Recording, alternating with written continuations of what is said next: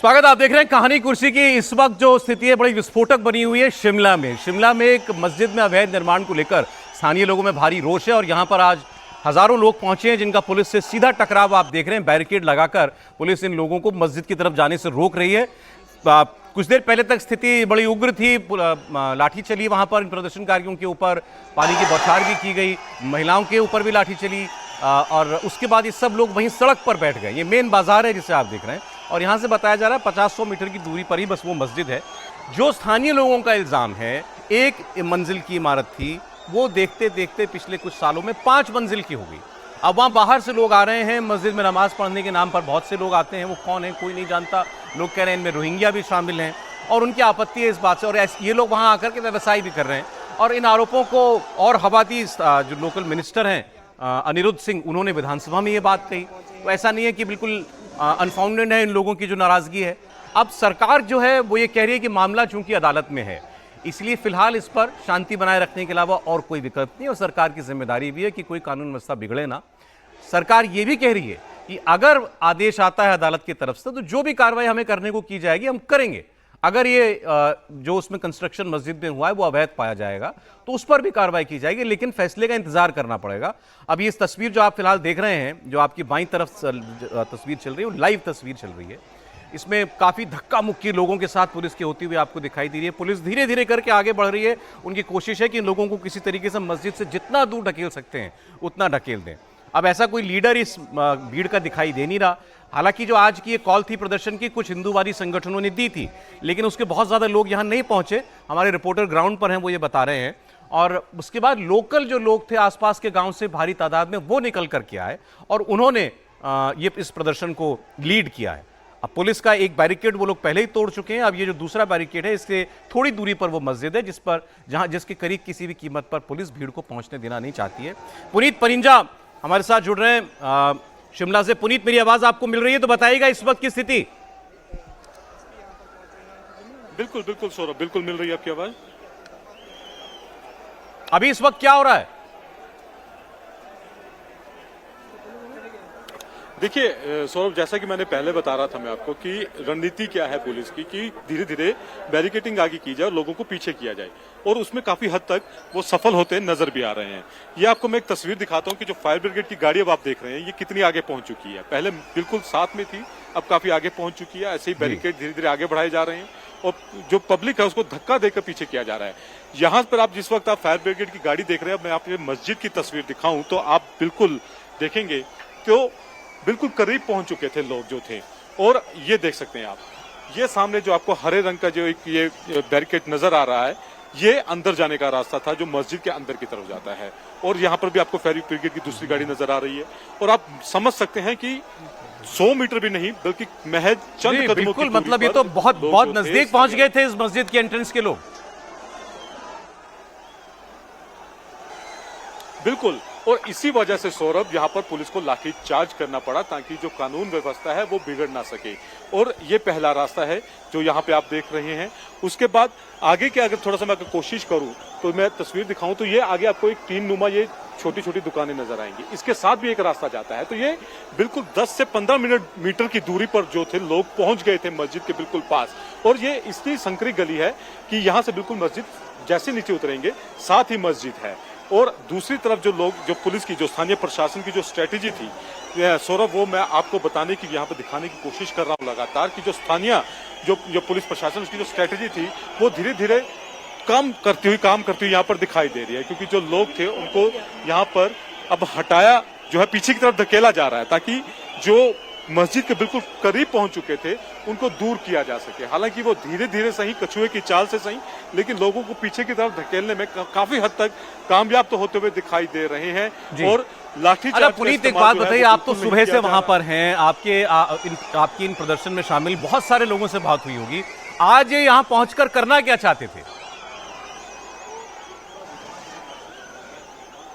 देखिए, उनका जो लोग हैं उनका ये कहना था कि वो शांति प्रिय ढंग से, क्योंकि कॉल दी गई थी कि सरकार के मस्जिद के खिलाफ प्रदर्शन किया जाएगा और वो इसी कॉल के मद्देनजर जो हिंदू संगठन के लोग थे वो यहाँ पर आ रहे थे। 11 बजे का समय था, लेकिन जब यहाँ पर लोग यहाँ पर इकट्ठे हो रहे थे क्योंकि यहाँ पर 163 लागू कर दी गई है, तो जो स्थानीय हिंदू नेता हैं वो जब यहाँ पर पहुंच रहे थे उन्हें डिटेन करके लेकर जाया जा रहा था। तो यहाँ पर पूरा शांति का माहौल था और जो स्थानीय हिंदू नेता उनका यही कहना था कि हम यहाँ पर पहुंचे हैं, हमारी सिर्फ इतनी ही मांग है कि प्रशासन को जगाना और जो अवैध निर्माण है उसको तोड़ा जाए, इसलिए हम ये प्रदर्शन कर रहे हैं। लेकिन जब स्थानीय जो हिंदू संगठन से जुड़े लोग थे उनको गिरफ्तार कर लिया जाता, उन्हें डिटेन कर लिया जाता है, तो हमें भी थोड़ी देर के लिए लगा कि अब कुछ नहीं होगा, प्रदर्शन नहीं होगा क्योंकि यहाँ पर अब भीड़ नहीं पहुंचेगी। लेकिन थोड़ी देर बाद सूचना मिलती है कि इसके संजौली से दूसरी तरफ जो है, जिसे ढली टनल कहा जाता है, वहां पर आसपास के गांव के लोग जो है वो इकट्ठा होने शुरू हो गए हैं। वहां पर पहुंचते हैं, जैसे ही वहां पर पहुंचते हैं तो देखते हैं कि जो स्थानीय लोग थे वो काफी बड़ी संख्या में वहां पर इकट्ठा हो चुके थे। हनुमान चालीसा का पाठ उनके द्वारा वहां पर किया जा रहा था और उसके बाद वहां पर थोड़ी देर भाषणबाजी होती है, जय श्री राम के नारे वहां पर लगाए जाते हैं और थोड़ी देर बाद वहां से आगे बढ़ने का आह्वान होता है और जिसमें भारी संख्या में महिलाएं भी थी, सिर्फ पुरुष या नौजवान ही नहीं, काफी बड़ी संख्या में महिलाएं भी थी। आगे बढ़ते हैं, आगे पुलिस की तरफ से बकायदा बैरिकेटिंग की जाती है क्योंकि वहां पर अंदर आने का रास्ता जो था वो टनल से होकर निकलता है और टनल को कवर करना काफी आसान था, लिहाजा टनल पूरी तरह से बंद कर दी गई थी। लेकिन पुलिस प्रशासन के इंतजामों को धत्ता बताते हुए जो स्थानीय निवासी हैं वो बैरिकेड को पूरी तरह से तोड़ते हैं। वहां पर धक्का मुक्की होती है, वहां पर पुलिस द्वारा लाठीचार्ज तो नहीं किया जाता, लेकिन जैसे ही बैरिकेड टूटते हैं लोग टनल के अंदर घुसते हैं और फिर यहाँ पर आकर जो है, जिस जगह पर हम इस वक्त आपको ये तस्वीरें दिखा रहे हैं सौरभ, यहाँ से बैरिकेटिंग की गई थी और यहाँ पर भी जी पुनीत, धक्का मुक्की आप हुई, जैसा विजुअल्स में दिखा रहे हैं, थोड़ा थोड़ा पीछे करने में तो इन लोगों को पुलिस कामयाब हो रही है, लेकिन सारा मामला जो है उसको तो सरकार को हैंडल करना है। आप वहाँ पुलिस प्रशासन की परिस्थिति समझ सकते हैं, उनको तो फिलहाल ये देखना है कि स्थिति किसी भी तरीके से नियंत्रण के बाहर ना जाए और वो उसमें कामयाब होते दिखाई दे रहे हैं। वो उनका काम भी है और वो बखूबी उसको कर रहे हैं। लेकिन हमारे नेता क्या कर रहे हैं, सरकार क्या कर रही है, मैं आपको उनकी बात सुनवाता हूँ। चीफ मिनिस्टर सुखविंदर सुक्खू वो इस पूरे मामले को कैसे देखते हैं, इसको कोई पॉलिटिकल कलर इसमें देखते हैं कि ये बीजेपी के द्वारा या हिंदूवादी संगठनों के द्वारा एक माहौल बनाने की कोशिश है या स्थानीय लोगों का एक रोष इसमें उनको भी दिखाई देता है।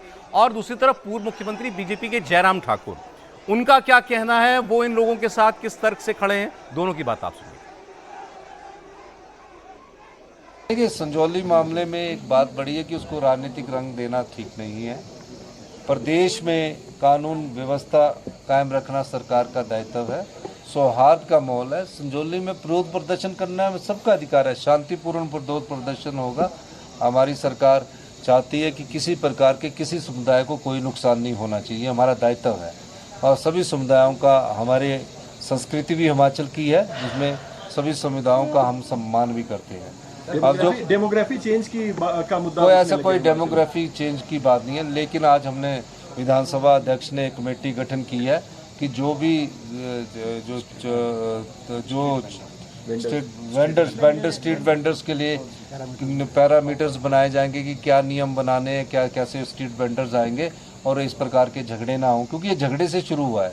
और जो मस्जिद की बात है, उस मस्जिद में जो भी कानून के हिसाब से कार्रवाई होगी, अगर गैर कानूनी है, अवैध इलीगल कंस्ट्रक्शन हुई है, उस बारे में भी जो अदालत है वो फैसला करेगी। और इस प्रकार की किसी भी वारदात को कानून हाथ में लेने का किसी भी संगठन को अधिकार नहीं है। अगर अनऑथराइज्ड कंस्ट्रक्शन है तो निश्चित रूप से प्रयास करिए कि इस काम का, इस समस्या का समाधान जल्दी से हो सके। और जिस तरह से सरकार दबाव डाल करके कोशिश करने की फिराक में लग रही है, इस सारे मामले को रफा दफा करने की कोशिश कर रही है, वो उचित नहीं होगा। क्योंकि जिस तरह से मैं देख रहा था कि सरकार का जवाब है कि अनऑथराइज्ड कंस्ट्रक्शन हिमाचल प्रदेश में हजारों स्थानों पर हुई है।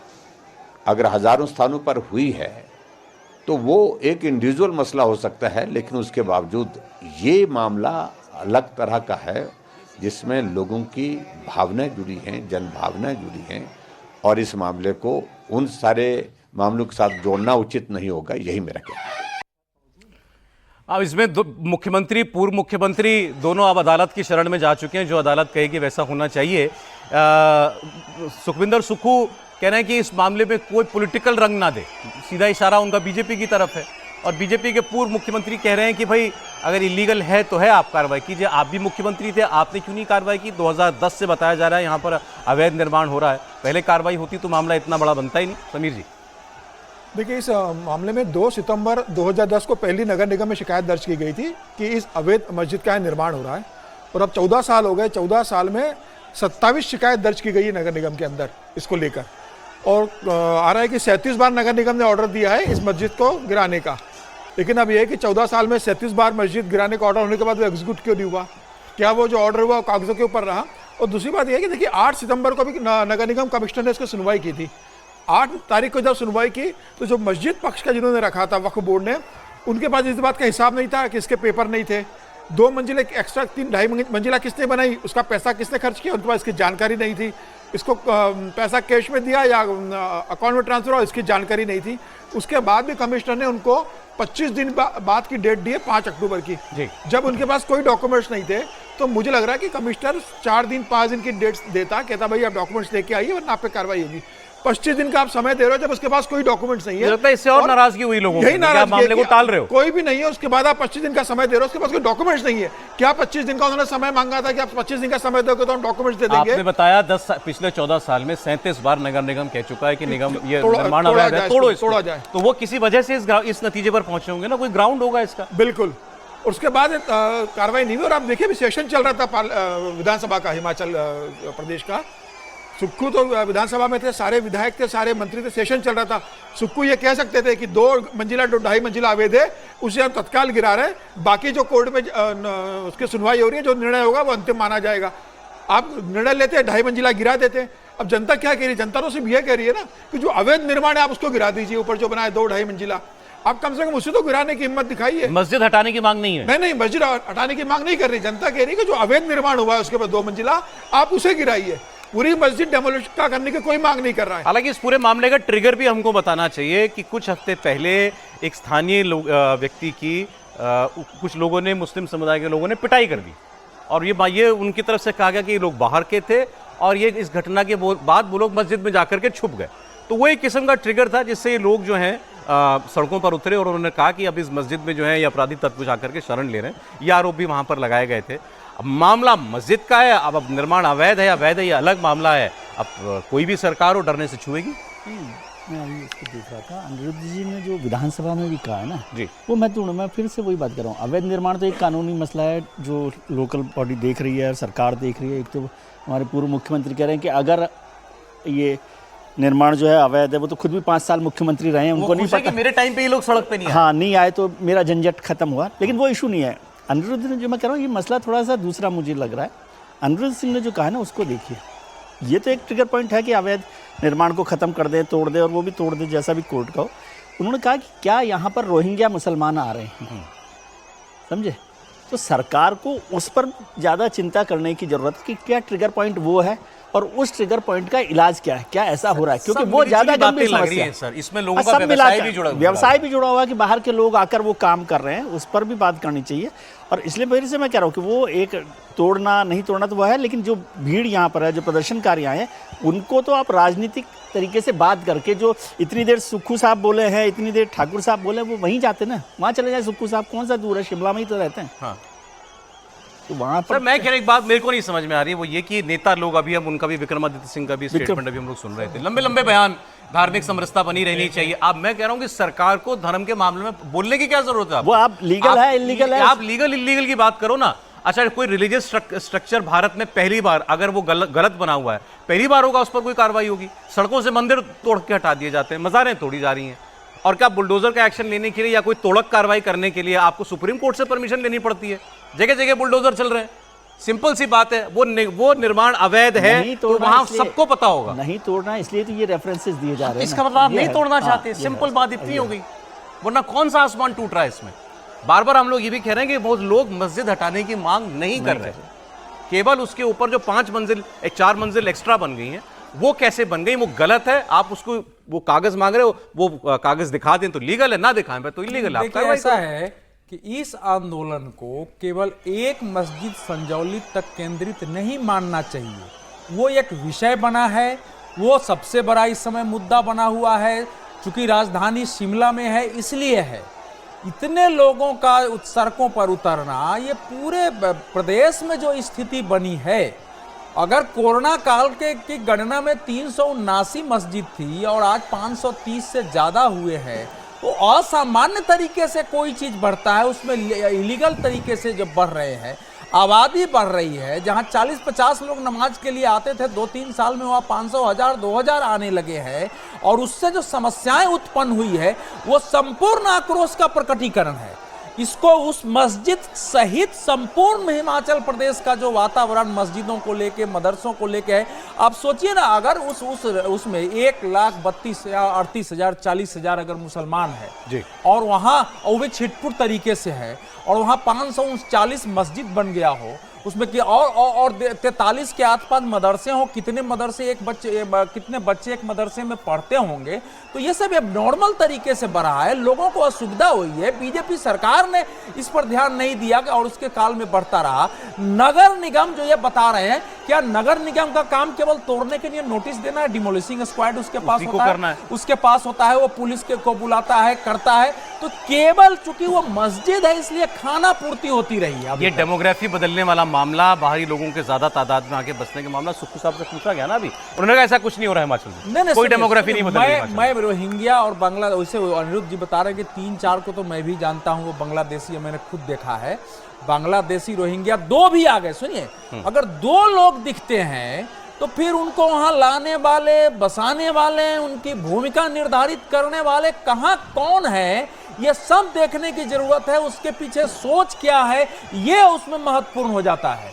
वो संख्या चाहे 5 आ जाए, जैसे जम्मू में आप सोचिए, कहां से म्यांमार से रोहिंग्या आ रहे हैं, वो जम्मू में जाके कैसे बसाए गए, हैदराबाद में कैसे, शिमला में कैसे आ गया, वही ना, कहीं शिमला तक कैसे, जब जम्मू गया है तो शिमला तो शिमला भी सर, ये तो पॉलिटिकल विल की बात है और इसके लिए सोशल एजुकेशन।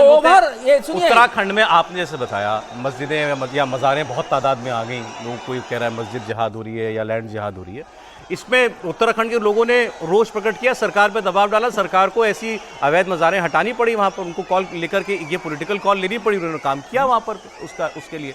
अब ये तो हिमाचल प्रदेश की जनता और वहाँ की सरकारों के बीच का मामला है। हर्षवर्धन जी, एक तो विजय जी कह रहे थे कि इसमें क्या है, सुक्खू जी चले जाते जो है, अब पता नहीं, विजय जी इतने पुराने पत्रकार हैं तो जानते हैं ना सर, मुख्यमंत्री जाता है तो पहले रेड कारपेट लगता है, सिक्योरिटी होती है, रूट तय होता है, प्रोटोकॉल लगता है, आप ऐसे ही कह रहे हैं चले जाएंगे, मतलब कोई समय होता है ना जाने के लिए, थोड़ा अच्छे से जाता है। सुखविंदर सिंह सुक्खू जो बात कर रहे हैं, इससे ज़्यादा शर्मसार करने वाला कुछ नहीं हो सकता। जयराम ठाकुर की भी आलोचना होनी चाहिए कि वो अगर लगा रहे हैं। अरे भाई, इतने सालों से आपके सामने से भी वो फाइल गुजरी होगी, ऐसा तो है नहीं कि आपको नगर निगम में और शिमला में अगर इतना कुछ होता है, शिमला सच बात है कि इतना छोटा सा शिमला है, उस शिमला में और जहां आपकी राजधानी है, जहां आप ही बैठते हैं, वहां आपको न पता हो। एक तो वो उन्होंने किया, फिर दूसरा सुखविंदर सिंह सुक्खू जैसे बात कर रहे हैं, तो इससे अच्छा कि वो नगर निगम कमिश्नर की पोस्ट पे उनको डाल दिया जाता। क्यों वो मुख्यमंत्री क्यों बने हुए? नगर निगम कमिश्नर रहता, वो कहता भाई सब शांति सौहार्द से रहें, और ऊपर फाइल बढ़ा देता। आप राज्य के मुखिया हैं, संघीय ढांचे में राज्य में हर तरह का निर्णय लेने का अधिकार जनता ने आपको सौंपा है। इसका सीधा सा मतलब हुआ कि एक शब्द है हिंदी में, किंग कर्तव्य विमूढ़, आपको समझ ही में नहीं आ रहा है। अब इसको कोई कम जानने वाला मूढ़ न समझ ले, किंग कर्तव्य विमूढ़ मैंने कहा है, तो वो स्थिति हो गई है। और अगर मुख्यमंत्री की ये स्थिति है तो बेचारे पुलिस वाले, प्रशासन वाले और नगर निगम वाले क्या करेंगे? अवधेश जी नगर निगम वालों को नाराज हो रहे हैं, वो क्या करेंगे भाई? उनको तो एक फोन आ जाता होगा, चलो ठीक है जाने दो, थोड़ा कुछ दिन के लिए एक नोटिस देके फिर टाल दो। तो ये जो नोटिस देके टाल के सरकार चलाने का है, उसने ये लोगों का आक्रोश इस तरह से कर दिया है कि जनता सड़कों पर है, जनता न्याय मांग रही है, और अगर वो न्याय आप नहीं दे पा रहे हैं तो लोकतंत्र में आप जो उसकी मूल भावना है उसके खिलाफ जा रहे हैं। आपको कुर्सी पर रहने का, सत्ता में रहने का कोई अधिकार नहीं। आपकी बात ठीक है, मैं तो, आप रेड कारपेट लगवा दें, मैं तो कह रहा हूं कि उनको वहां चले जाए ना, बीच में लोगों के बात समझाने के लिए। आप बिल्कुल नहीं, मैं सहमत हूं आपकी बात से। थोड़ा सा आपने समय जो है ना भाई, मैंने थोड़ा सा कम समझा था मुख्यमंत्री जी, बिल्कुल वही, वो माफी चाहता हूँ उसकी। लेकिन ये जिस तरह की स्थिति इसमें सचमुच जो है ना, मतलब इस तरह से अगर शिमला जैसे शहर में इतनी बड़ी भीड़ उतरी हुई है, तो सचमुच मुख्यमंत्री को, सरकार को, लोगों को, उन सब को ये चाहिए कि भाई कोई तो गुस्सा ठीक करने को हो।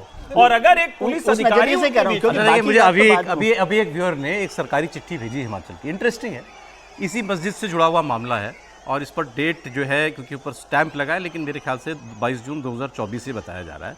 इसमें वो लिख रहे हैं, और हिमाचल प्रदेश सरकार कार्यालय शहरी विकास नगर एवं ग्राम योजना आवास विधि संसदीय मामले व सहकारिता मंत्री वही बहुत सारे विक्रमादित्य जी का है। नहीं, अर्बन डेवलपमेंट विक्रमादित्य जी के पास अच्छा है। तो चले उनके अनिरुद्ध पास तो पंचायती राज उनके सामने जो विषय आया था वो देखिए 22 जून 2024 को उनके सामने विषय आया था, संलग्न पत्र समस्त नमाजी जामा मस्जिद संजौली के इमाम का स्थानांतरण करके किसी अच्छे इमाम को संजौली जामा मस्जिद में नियुक्ति बारे में प्राप्त हुआ है, जिसका कारण इमाम का पवित्र कुरान सही से याद न होना है। परिणामतः यहाँ पर नमाज अदा करने आए नमाजियों को बहुत समय से परेशानी का सामना करना पड़ रहा है। वो इमाम का स्थानांतरण कराने के लिए उन्होंने सरकार को चिट्ठी लिखी। बताइए। ये इसलिए रेलेवेंट है कि ये सारी कागजी कार्रवाइयां सरकार के मंत्री के सामने जा रही सामने है बिल्कुल। एक एक चीज सरकार का हस्तक्षेप यहां तक है कि वो इमाम नियुक्त करवा रहा है या उसका ट्रांसफर करवा रहा है इसी मस्जिद में। सरकार को ये नहीं मालूम है कि इसकी 5 मंजिल वैध है कि अवैध है। ये कैसे हो सकता है? जबकि चिट्ठी उसी समय शायद विक्रमादित्य जी कह रहे थे कि वो अयोध्या गए हुए थे, तो शायद हो सकता है उनकी नजर ना पड़ी हो।